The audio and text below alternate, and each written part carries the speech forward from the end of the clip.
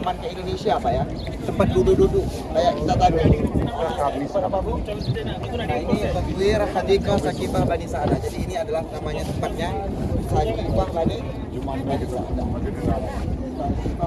Apa ceritanya? Ini ada sejarahnya Pak. Jadi itu bukan sembarangan, ini saya ajakkan ibu ke sini nih. Jadi sebelah sini ini pemukiman di sana. Sebelah sana itu ada pasar. Namanya pasar Manakh, pasar yang didirikan Rasul. Jadi sebelah sini ini memang khusus untuk pemukiman. Ini namanya Sakifah Bani Sa'adah. Jadi setelah Rasulullah SAW meninggal, Rasul meninggal. Berapa hari Rasul baru dimakamkan? Ada yang tahu? Lupa.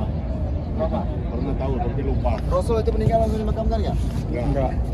Ya betul lah nih Pak. Enggak langsung hari itu. Jadi Rasul itu makam, Rasul itu meninggal, itu nggak langsung dimakamkan. Ada jarak sekitar 3 hari. Senin, Selasa, kemudian mau ke Rabu baru dimakamkan. Ada sekitar 3 hari. Nah, salah satunya adalah ketika Rasul itu belum dimakamkan, belum ada penggantinya Rasulullah SAW pada waktu itu.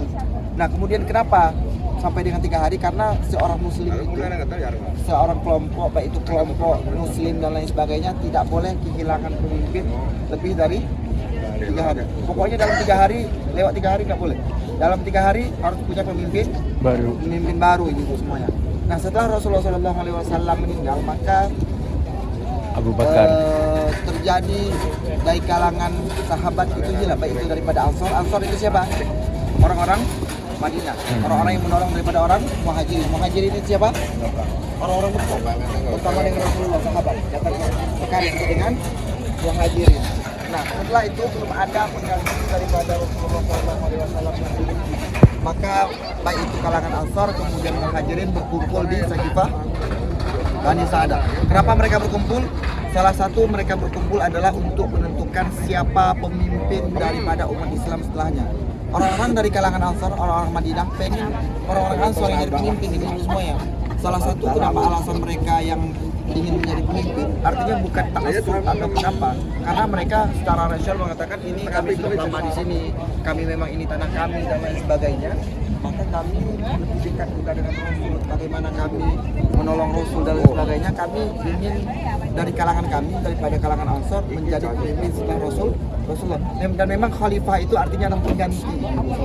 Kemudian dari kalangan Muhajirin mengatakan kita ini bukan memilih pemimpin untuk orang-orang yang di Madinah saja, tetapi kita ingin memilih pemimpin untuk orang-orang Muslim dimanapun mereka berada, khalifatul muslimin, seperti itu ibu semuanya. Nah, pada waktu itu memang terjadi pro kontra yang sangat lama sampai makan waktu ini sekitar 3 hari, 1, 2 sampai 3 hari, masuk ke 3 hari. Maka waktu itu tidak ada jalan temu, akhirnya buntu ibu semuanya. Maka pada waktu itu ada seorang sahabat mengatakan bagaimana kalau misalnya Abu Bakar saja yang mengganti Rasulullah SAW. Ada yang alasannya kenapa? Karena ketika Rasulullah SAW sakit, kemudian wafat, yang mengganti menjadi imam itu siapa? Abu Bakar As-Siddiq. Maka daripada sana akhirnya Abu Bakar As-Siddiq menjadi seorang khalifah, Khalifatul Rasyidin. Khalifatul Rasyidin itu berapa orang ibu semuanya? 4 atau 5? 4. Ah, betul lah nih. 4. 4 Bu ya. Jadi yang pertama adalah Abu Bakar, yang kedua Umar. Abu Bakar di mana dimakamkan? Di Raudhah. Di Raudhah. Pertama ini Rasul, kemudian Abu Bakar. Setelahnya siapa? Umar. Umar di mana dimakamkan? Raudhah. Di sebelah Abu Bakar. Jadi Abu Bakar, Rasulullah, kemudian Abu Bakar, kemudian Umar. Jadi yang dimakamkan di Raudhah itu ada di 3. Makanya kalau kita lewat, kita ziarah sebagai Assalamualaikum ya Rasulullah. Assalamualaikum ya Abu Bakar. Kemudian Assalamualaikum ya Umar. Seperti itu ibu-ibu semuanya ya. Nah, kemudian setelah itu siapa? Utsman ibu-ibu semuanya. Jadi ada 4 dan 1 daripada Abu Bakar itu dilantiknya ataupun dipilihnya disebut dengan tempatnya apa? Sakifah Bani Sa'adah ibu semuanya. Jadi ibu tahu, oh di sana tadi Baki, di sana tadi Raudhah, kemudian di sana tadi apa lagi, kalau di ujung sana tadi apa, 328 tempat belanja ibu ya. Oh saya udah belanja pagi tadi. Kemudian 1 real itu mas? Gimana? 1 real. Yang sebelah sana ada yang sebelah 1 real, ada yang 2 real, ada yang pasar masuk di bawah tadi yang 328 tadi. Kemudian yang sebelah sini tadi apa kita? Sakifah Bani Sa'adah ibu semuanya. Nah ini biasanya kalau pagi-pagi atau bulan Ramadan musim panas, ini biasanya tempat nongkrong banyak anak-anak muda di sebelah sini. Nah, biasanya ada yang bawa makanan, karena makanan tidak boleh bawa masuk dalam. Kalau itu bawa makanan mau ke dalam ikan dan sebagainya, kalau ketahuan makanya bisa keluar. Makanya dari nah bagi ibu yang ingin di Madinah sama keluarga yang suami istri boleh di sini nih. Nah ini sampai ke ujung sana. Ada yang mau ditanyakan Pak? Kalau tidak kita lanjut ke Masjid Ali. Ya. Baik Bapak Ibu semua ya. Jadi ini namanya Masjid Ali. Jadi di sini ada yang 3 kecil ini. Pertama ini Masjid Ali. Sebelah sana tadi Masjid Abu Bakar. Kemudian sebelah sana itu Masjid Umamah. Itu namanya adalah Masjid Umamah namanya. Katanya yang di sini banyak orang Iran ya? Kadang-kadang banyak orang Iran. Nah, ibu semua ya. Jadi Masjid Ali ini beberapa riwayat menyebutkan ini tempat rumahnya Ali bin Abi Thalib ketika beliau di Madinah. Jadi di depan itu kan tempat sholat Idul Fitri, kemudian sholat istisqa itu di sana. Setelah Rasulullah SAW selesai dari sana, maka Rasulullah ke sini. Nah, dulu ibu semua ya, masjid ini kan belum ada. Artinya pada zaman Khalifah Umar bin Abdul Aziz itu ada proyek. Jadi kalau sekarang itu di Indonesia proyek nah pada waktu itu ada proyek daripada Umar bin Abdul Aziz. Seluruh masjid yang pernah Rasulullah SAW sholat di sana,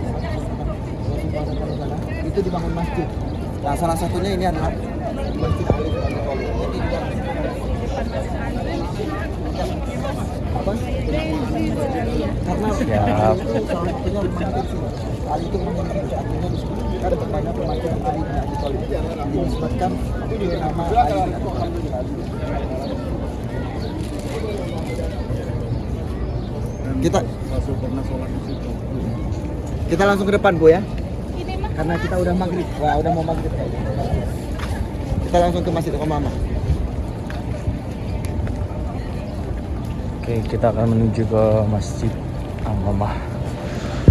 Jadi tadi udah ada penjelasan terkait Masjid Ali.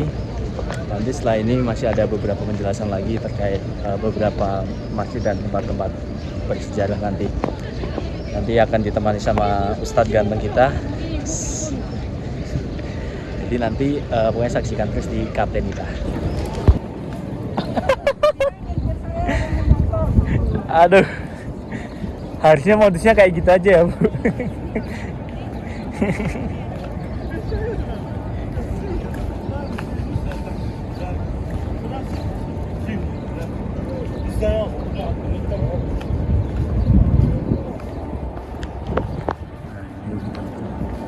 Oh ya, ini tadi yang itu ya, mau dibangun taman tadi bukan sih? Masih satu wilayah bukan? Satu.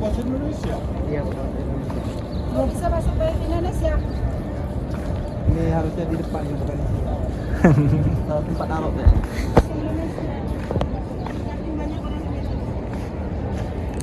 Soalnya Masukannya banyak dari Indonesia. enggak, soalnya tahu yang biasa aneh-aneh orang Indonesia.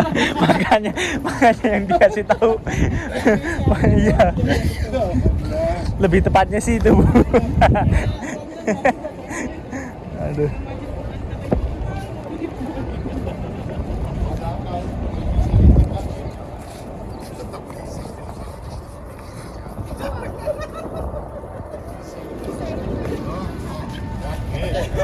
Kita di sini Bu ya.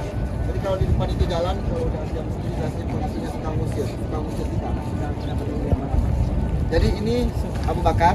Kecil ya. Kemudian ini Masjid Umamah yang depan kita ini. Nah, yang Masjid Umamah ini adalah tempat di mana Rasulullah SAW sholat istisqa. Sholat istisqa itu sholat apa? Sholat untuk meminta hujan. Minta hujan. Kemudian sholat Idul Adha dan Idul Fitri tempatnya di sini di lapangan. Ini tempatnya lapangan dulu. Jadi walaupun di mana rumah Rasulullah, di mana Masjid Nabawi dan sebagainya, sholat istisqa, sholat Idul Fitri, Idul Adha itu di sini. Nah, di sini. Kemudian di sebelah sini ini namanya ada pasar Manafah namanya. Pasar yang dibangun oleh Rasulullah SAW ketika Rasulullah SAW sampai di Madinah. Dulu waktu itu Madinah sudah ada pasar itu semuanya. Tapi pasar itu dikuasai dengan orang Yahudi. Jadi pasar orang yang dikuasai oleh orang Yahudi itu ada dua ciri-cirinya. Pertama itu ada riba, namanya riba jahiliyah. Kalau sekarang itu namanya riba jahiliyah atau riba fadl kalau dalam Islam fikih disebutkan. Kalau sekarang itu berbunga. Riba-ribanya itu ya. Jadi kalau kita pinjamkan uang, balikan harus lebih. Jadi itu namanya riba fadl, riba jahiliyah. Kemudian yang kedua adalah monopoli. Monopoli itu dikuasai oleh satu orang, dia bisa mengatur pergerakannya, monopoli. Sedangkan di dalam Islam itu monopoli itu nggak boleh, kemudian riba itu nggak boleh. Ibu misalnya beli roti 1.000, ibu jual 10.000, boleh nggak? Boleh. Jadi keuntungan di dalam Islam itu tidak dibatasi sama sekali. Jadi ibu mau ngambil untung berapapun boleh. Yang tidak boleh di dalam Islam adalah monopoli. Monopoli. Apabila ada monopoli di dalam perdagangan, makanya tidak boleh. Makanya nanti di dalam bab fikih banyak bab seperti istiqar kemudian lain sebagainya, termasuk menimbun, Ibu ya. Itu kan monopoli itu sebenarnya. Oh, ditimbun kan? Nanti supaya nanti harganya Kan untuk pakai sendiri. naik itu ibu-ibu semuanya. Itu disebut dengan monopoli karena dia mengatur harganya nanti. Nah, ini yang disebut dengan monopoli, dan di dalam Islam monopoli dan riba itu tidak dibolehkan karena bisa merusak normal daripada harga normal, kemudian juga kestabilan daripada pasar tersebut. Kalau pasar kemudian harganya tidak stabil, maka ekonominya tidak stabil. Apabila ekonominya tidak stabil, masyarakatnya akan kacau balau, ibu semuanya. Makanya Rasul datang ke Madinah, salah satunya adalah membangun pasar, disebut dengan pasar Manafah, tepatnya sebelah sini, ibu semuanya. Sudah ada pasar sini ya. Di area sekitar sini, yang kemudian pasar itu untuk menyaingi daripada apa? Pada pasar monopoli dan juga riba untuk orang-orang Yahudi. Jadi Masjid Ali, Masjid Abu Bakar, Masjid Umamah, kemudian adalah pasar Manafah seperti itu. Paham Bu? Nah, mungkin sampai di sini Bu ya, karena ini sudah maghrib juga kita. Ini sudah maghrib. Yang mau ke hotel mau istirahat dulu boleh, tapi udah maghrib. Yang mau ke masjid dulu juga boleh. Kemudian insya Allah untuk besok kita ada ziarah untuk Madinah. Itu jam 7. Jam 7 pagi, sesudah sholat subuh, langsung beres-beres, siap-siap ke kamar, kemudian makan, sarapan, setelah sarapan langsung ke bawah. Mau pakai seragam boleh, yang enggak juga enggak boleh. Besok ya, yang penting pakai sal biar ketahuan. Pakai sal aja. Jalan-jalan Bu. Jalan-jalan. Ziarah, jadi Masjid Kuba, Gunung Uhud, Kebun Kurma, Masjid Kiblatain, Masjid Al-Khattab. Ya. Naik bis, besok naik bis. Makanya jam 7 kita kumpul di lobi karena busnya banyak. Gimana? Nah, jadi kurang lebih seperti itu tadi penjelasan dari ustadznya atau mutawifnya. Tadi berhubung waktunya sudah mepet maghrib, jadi belum bisa berkunjung langsung ke lokasinya. Mungkin next time atau kalau ada kesempatan lagi.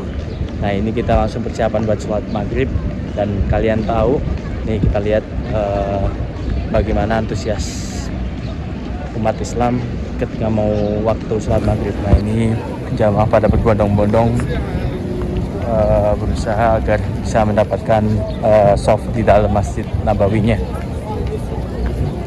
Nah, nanti kurang lebih ini ada ratusan ribu umat Islam di kawasannya. Nanti kita akan melaksanakan sholat maghrib. Nah, ini payungnya sudah ditutup kembali, jadi kita tidak melihat proses penutupannya. Mungkin besok pagi kita akan bisa melihat proses pembukaan payungnya lagi. Oke, saksikan terus di Kapten Nita.